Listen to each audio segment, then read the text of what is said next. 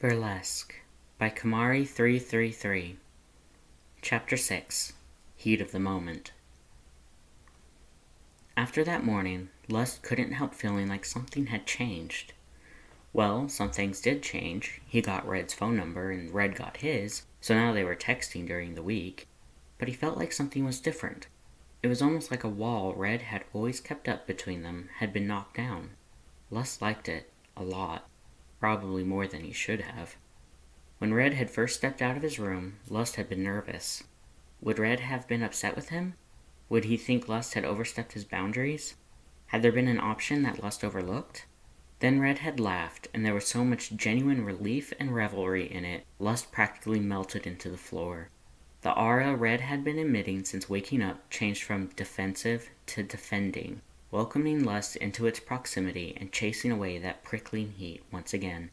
The way that it intensified after Lust mentioned food was almost cute, and Red's grin was downright lecherous as he ate. Lust couldn't even think of looking away until Red had said something, and he had prayed Red didn't take offense to his staring. He must not have, given how he slung his arm around him a few moments later, and it was utterly companionable and Lust wasn't going to read anything into it even if he did indulge and let himself enjoy the contact. Those next few hours, curled up in the crook of Red's arm, were probably the happiest Lust had had since coming to the surface and seeing the stars for the first time. If his lunch that day had been with anyone else besides his brother, Lust would have most certainly called in a rain check and stayed right where he was, cozy and content. But it was with his brother, and Lust would do anything for his brother. He pulled away regretfully, oh so regretfully, from Red, smiling sheepishly. "I've gotta go, sweetie. Maybe we could do this again sometime?" Red smirked down at him. "How's about tomorrow? After work? Probably cheaper to just buy the beer at the corner store and drink on the couch. More comfortable, too." "Yeah," Lust hummed, still pretty comfortable himself. He shook his head to clear it of all the absolutely unacceptable mental imagery that had decided to invade his consciousness uninvited. It was unfair to keep thinking of Red like that. "Yeah, that sounds great. Tomorrow." Then Red had insisted on exchanging numbers, and Lust had walked him out of the building, showing him the address and the room number, so he could find it again tomorrow. They parted ways, and Lust headed down the street for the coffee shop his brother was to meet him at.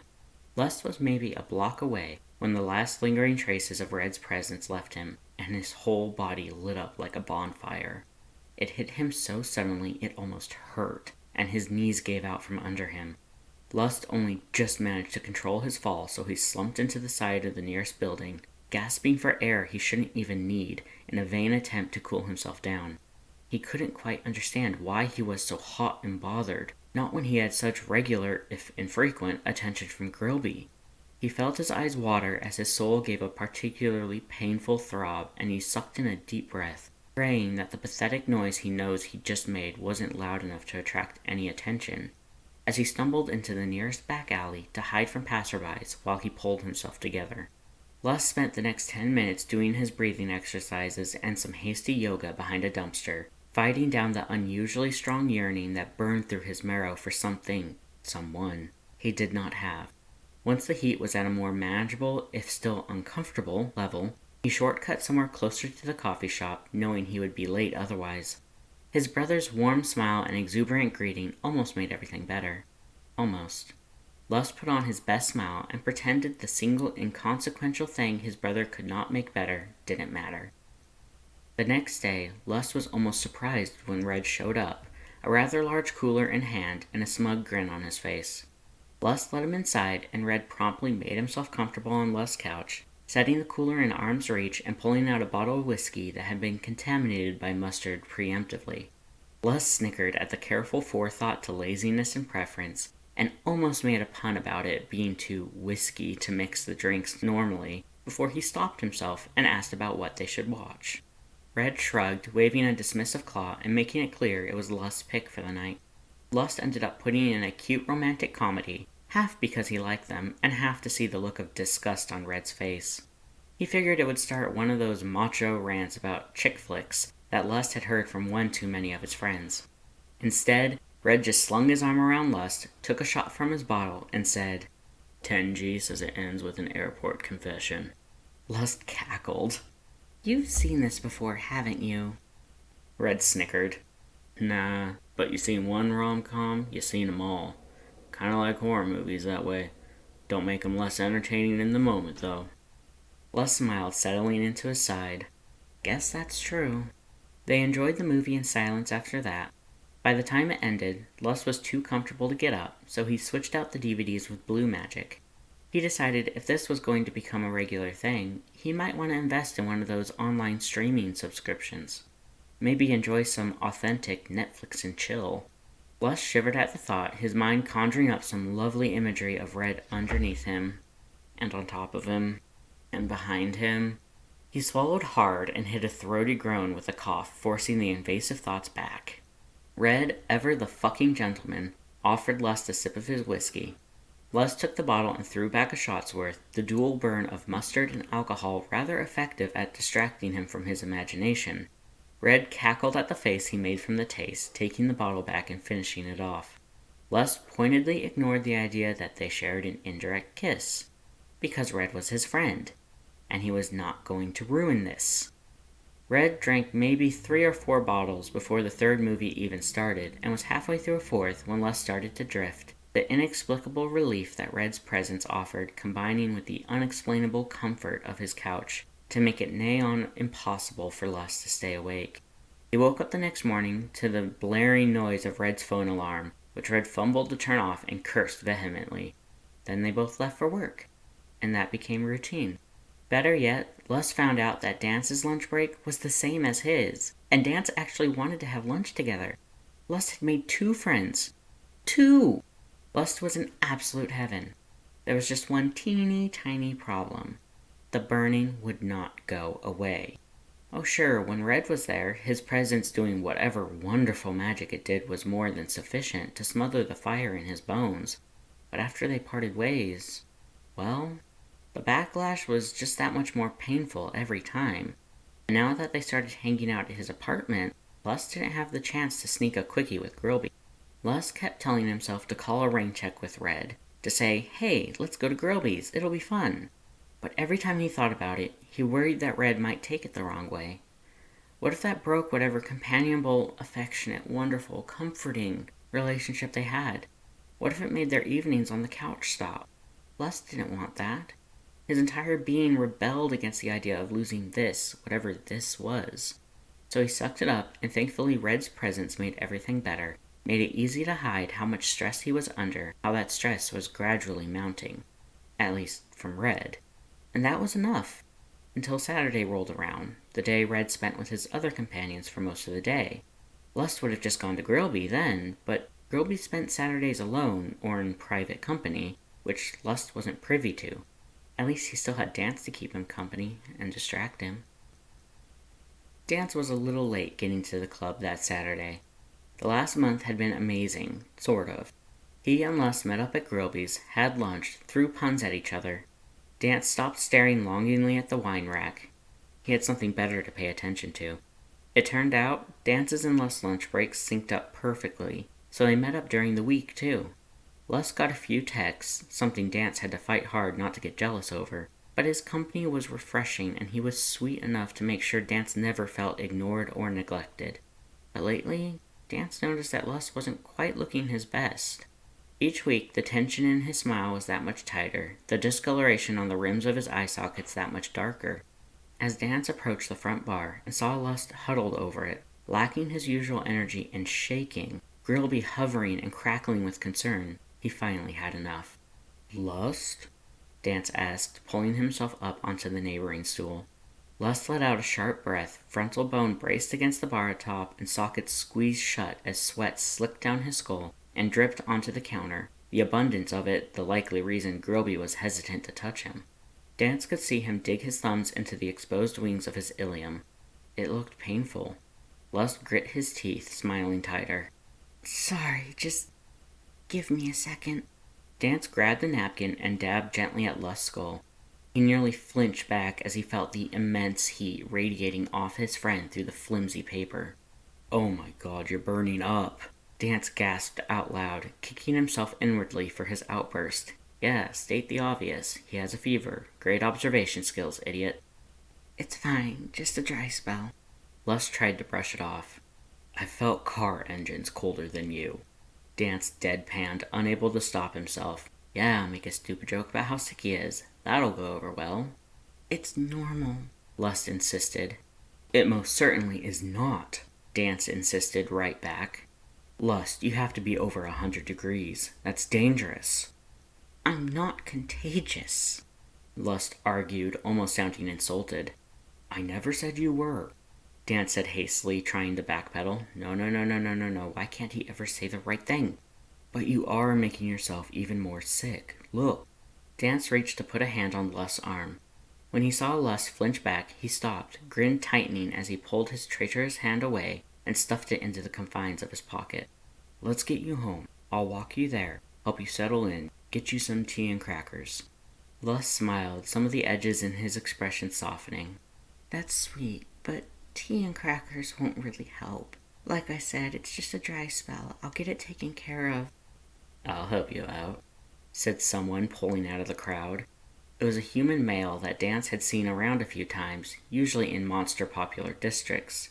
His face was flushed, having worked his way through one too many Sam Adams. My car has tinted windows, unless you're a bathroom guy. Dance raised a brow ridge, not quite understanding. How is a bathroom or tinted windows going to help with a fever? Lust chuckled. Thanks, but... He straightened his back, crossing his legs and flicking a few beads of sweat from his face, his grace and composure returning, although Dance noticed it wasn't to its former glory. I've got it covered. Sweet of you to offer, though. The human smirked, teeth gleaming dully. Hey, don't try to pretend you don't want it. Lust, right? I haven't seen you perform for a few weeks. Did that thing you had with the bartender fall through? Dance did not like anything this human was implying. How did he know Lust? Perform what? Behind the bar, Grilby's fire smoldered in warning, crackling that the human ought to watch his next words carefully. Lust kept completely composed, the only hint Dance could see that the human's words affected him at all showing through the way he started investigating the joints of his distal phalanges, avoiding direct eye contact. I don't know what you're talking about. How about we have a private party, and I can jog your memory? The human came a little closer. Dance tensed, something inside him straining against what little he had left of his better judgment. The very idea of this human alone with Lust made him damn near physically ill. Sounds like fun, but I have a previous engagement. Maybe some other time? Lust hummed. Playing hard to get? That's fine. The human reached out, clearly going to grab Lust by the arm. You won't be playing coy once you have my Dance grabbed the human's wrist, his eyelids guttering out. Hands to yourself. Dance couldn't believe it. This human was seriously soliciting that, right in front of all these people, in broad daylight. How dare he? How dare he even think he was worthy of licking Lust's boots clean, never mind that. Whatever you think you're selling, my friend here is clearly not interested. The human looked at Dance. Hey, can't you see I'm busy, pal? Go buy your own. Or what, you already pay for him? That why he's been missing his regular shifts? You keeping him this hot and bothered for kicks? Can't fault you for taste, seeing that all needy is a real... Dance didn't realize what he was doing until it was too late. One minute he was sitting there, listening to the human yammer on disrespectfully about his friend. The next, the human was lying on the floor, howling in pain and clutching his nose, something viscous and red dribbling between his fingers. The hateful color, the smell of copper and iron, the hot, wet sensation on Dance's knuckles. Suddenly Dance couldn't quite tell where he was or what he was seeing. The colder blues and purples of the bar were overlaid in his mind with the warmer orange and gold of the judgment hall, and the screams of the human were laced with a child's psychotic laughter. Dance looked down at his knuckles, seeing the hateful crimson hue staining his white bones and fingerless gloves, as if it had never been washed away to begin with. Dance started shaking, hyperventilating, his soul pounding faster and faster and faster until he could hear that awful song ring angrily from the culmination of his being, and his magic boil in time with the beat, and he was going to have to do it again and again and again. Lust grabbed Dance by the arm, his grip burning like a brand even through the fabric of Dance's hoodie, jolting him out of his panic attack with the suddenness of a lightning strike. Pulling him away from the still, screaming human and out the back exit. Lust's voice broke through the music and the static. "Dance, what were you thinking? He was just getting a little too handsy. You didn't have to punch him." Dance let himself be led out of the bar, Grilby's outraged hisses following after him. He couldn't tell who was the object of the elemental's ire, but he knew whoever it was would be regretting it. After a few blocks, Lust finally came to a halt at a park bench, sitting down and pulling Dance down to sit with him. Lust was panting again, and while the midday sun made it difficult to see it, Dance noticed that Lust's bones were glowing dimly, sparkling with sweat and his lilac magic. Lust finally let go of Dance's arm, rubbing his face as he did what must have been breathing exercises. Dance sat there in awkward silence, not sure what to say or how to justify his actions. Whatever box he was supposed to have kept his impulse control in had invariably been tipped over and emptied clean out, and he never hated that about himself more than times like this. Worse yet, he didn't feel the least bit guilty about it, and he knew he should have. "You shouldn't have done that," Lust finally said. I know, violence is never the answer. I messed up, and I'm so..." Dance started rambling, pulling his hoodie up over his head in a vain attempt to hide from his shameful actions. He had been an utter brute, right in front of Lust of all people. He was never going to speak to him again, and... "No!" Lust interrupted both his words and his thoughts. "Well, yes, that too, but that's not what I meant. You shouldn't have done that because he didn't say or do anything wrong." Dance looked at his friend. Lust was looking at his lap, eyelids unfocused, as he clutched at his patella as though he were afraid they would fall off if he let go. Dance clenched his fists, indignant fury welling inside him. "But he was. He was making you uncomfortable and saying those disgusting things, and he nearly put his hands on you." "He was only trying to help me take care of my problem," Lust argued weakly, letting out a dry, humorless chuckle. "My problem. My fucking problem is I can't go a few days without sex without killing myself. Nothing he said was a lie, and if I were smarter, I would have taken him up on his offer and been done with it, but I'm not smart." Lust ground his teeth, his face slowly contorting into a look of frustration and self-hatred. "I'm a foolish romantic who didn't want to stop hanging out with you, just to have one more meaningless fling in the back of some stranger's sedan." Dance swallowed a lump in his non-existent throat.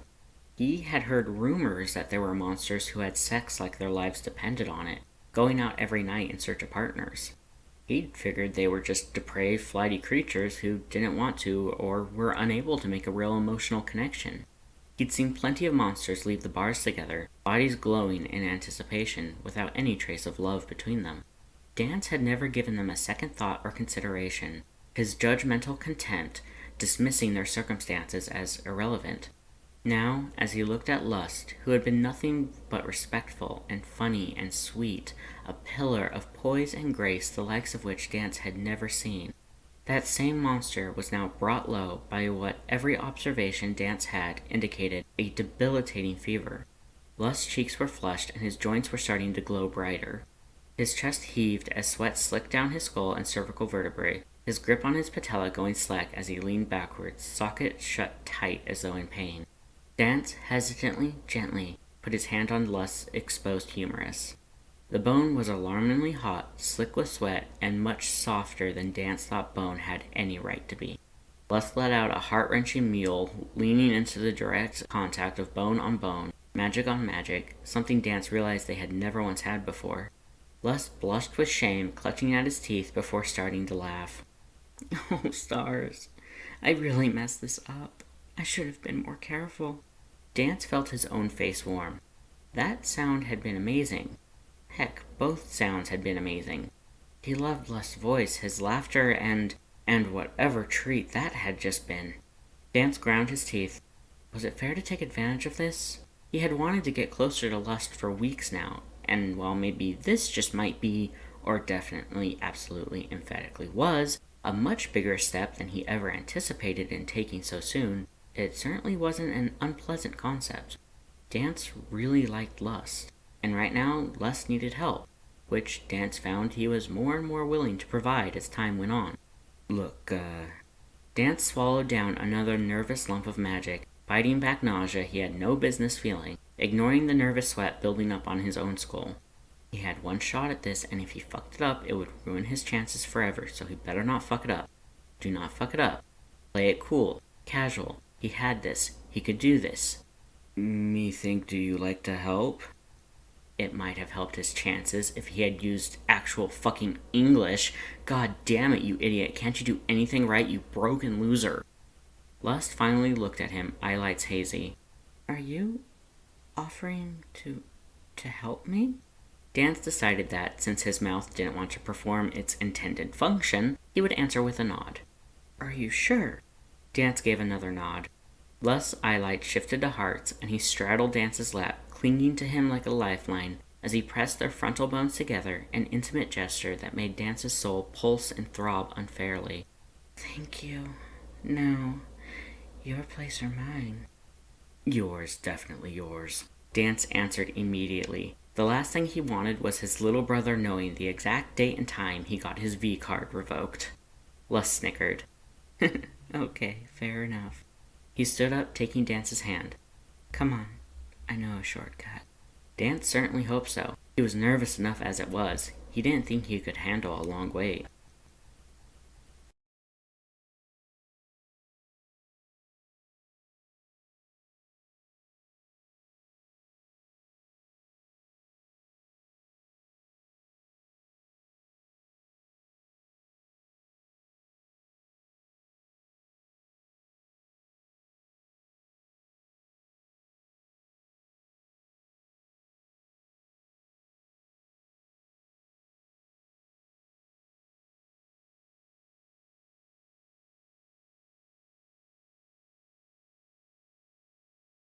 Bye!